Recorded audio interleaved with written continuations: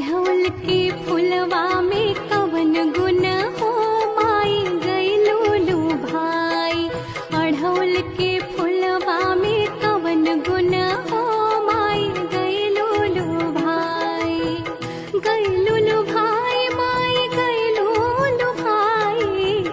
गइलू भाई माई गइलू भाई। नरियर सो पाड़ी में कवन गुण हो माई गइलू भाई। अढ़ौल के फुलवा में कवन गुण हो माई गइलू भाई। छप्पन भोग माई के मनवो ना भावे। मनवो ना भावे माई के मनवो ना भावे।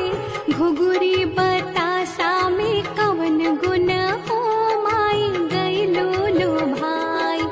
अढ़ौल के फुलवा में कवन गुण हो माई गइलू भाई।